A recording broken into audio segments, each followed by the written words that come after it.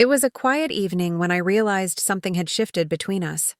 The house felt heavier than usual, filled with unspoken words and glances that lingered too long.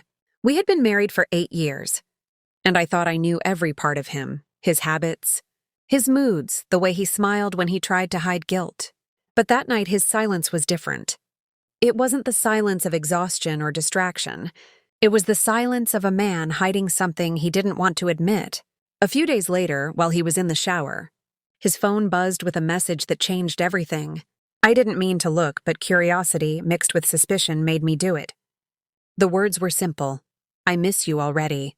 Last night felt unreal. My hands trembled as I read them, my heart sinking into a kind of stillness that only betrayal can bring. The man I trusted more than anyone had shared himself with someone else. The realization didn't come with screams or tears at first, just a deep, hollow emptiness. When he came out, I confronted him. He didn't deny it. There was no elaborate excuse, no attempt to twist the truth. He simply said, "It just happened." I remember staring at him, wondering how something so destructive could just happen.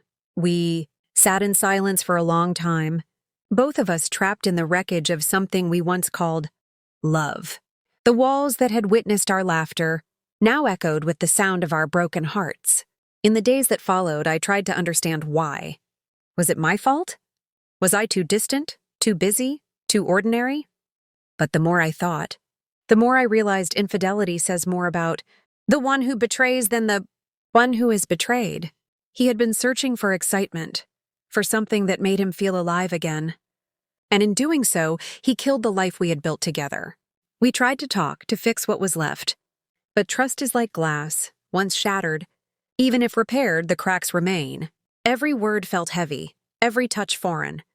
The love we once had couldn't survive under the weight of what he'd done. So one morning, I packed my bags and left. Not because I stopped loving him, but because I finally started loving myself. It's been years since that night, and life has moved on in quiet, unexpected ways. I've learned that healing doesn't mean forgetting. It means learning to live with the scars. Sometimes I still wonder what might have happened if things were different. If we had been stronger, more honest, more careful. But then I remember that sometimes losing someone is the only way to find yourself again.